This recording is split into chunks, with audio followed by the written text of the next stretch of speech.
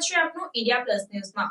વાઘોડિયા ખાતે સમસ્ત વસાવા સમાજ ગુજરાત દ્વારા વિદ્યાર્થીઓના એજ્યુકેશન ભવન માટે નિર્માણની શરૂઆત થશે, જેમાં સમસ્ત વસાવા સમાજ ગુજરાત દ્વારા વાઘોડિયા ખંધા રોડ પર આવેલ આર કાબિલ કંપનીની સામે સમસ્ત વસાવા સમાજના વિદ્યાર્થીઓના એજ્યુકેશન માટે ગુજરાતનું પહેલું ભવન થશે, જેમાં જે કહી શકાય કે વિદ્યાર્થીઓને રહેવા જમવાની વ્યવસ્થા સાથે બેસ્ટ એજ્યુકેશનની સુવિધા સાથે નિર્માણ થવા જઈ રહ્યું છે। આ સાથે નવા ભવનના અનુસંધાનમાં તારીખ 24 ડિસેમ્બર 2024ના રોજ ભવન ભૂમિ સ્થળ પર સામાન્ય મીટિંગનું આયોજન કરવામાં આવ્યું, જેમાં સમસ્ત વસાવા સમાજ ગુજરાત પ્રમુખ ઈશ્વરભાઈ વસાવા તેમજ ઉપપ્રમુખ ચિમનભાઈ વસાવા, મહામંત્રી અજીતભાઈ વસાવા અને કમિટી મેમ્બરના સભ્યો તેમજ વડોદરા, સયાજીપુરા તથા પાદરા તાલુકાની ટીમ અને વાઘોડિયા તાલુકાની ટીમના આગેવાનો અને યુવાનો તેમજ સંગઠનના કાર્યકર્તાઓએ હાજરી આપી હતી। તારીખ 29 ડિસેમ્બરની રવિવારના રોજ સમસ્ત વસાવા સમાજ ગુજરાતના સામાન્ય સભાનું આયોજન કરવાનું હોય, જેમાં સાંસ્કૃતિક સંકુલ બનાવવા અંગે ચર્ચા વિચારણા કરવામાં આવશે, તેમજ સ્નેહમિલન અને સત્કાર સન્માન સમારોહમાં ક્લાસ 1 અને ક્લાસ 2 અધિકારીઓની ઉપસ્થિતિમાં રાખવામાં આવી છે।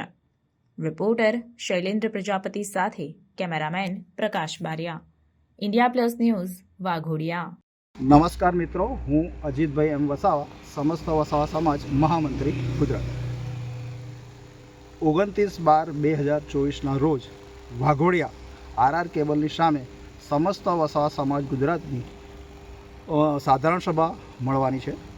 સાધારણ સભા બાદ સ્નેહ સંમેલનનો પ્રોગ્રામ રાખવામાં આવેલો છે। સ્નેહ સંમેલન બાદ સમસ્ત વસાવા સમાજની આગામી મુદત માટે 51 જણના ચૂંટણી અને સિલેક્શન કરવામાં આવશે। આ સમસ્ત વસાવા સમાજની જમીન ઉપર અમે 2 વર્ષ પહેલાં જમીન લીધેલી છે।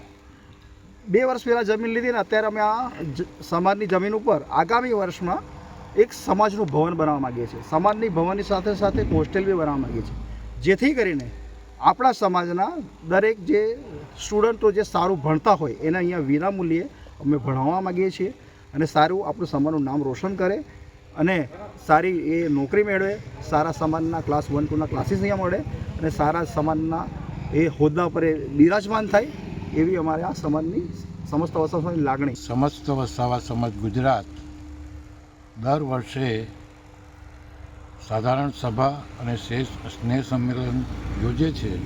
તારીખ 29/12ને દિવસે સાધારણ સભા, એમાં આ વખતે 5 વર્ષ માટે હોદ્દેદારોની ચૂંટણી કરવાની છે અને એમાં એક પ્રમુખ, મહામંત્રી, સહમંત્રી અને એવા 14 હોદ્દેદારોને ચૂંટવાના છે અને એમાં 51 કારોબારી સભ્યો, ટોટલ 51 ધારાસભ્યોની ચૂંટણી 29 તારીખના દિવસે થશે અને સાથે સાથે સ્નેહ સંમેલન પણ રાખવામાં આવ્યું છે।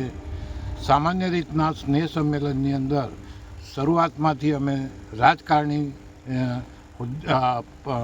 ધારાસભ્યોને બોલાવતા હતા।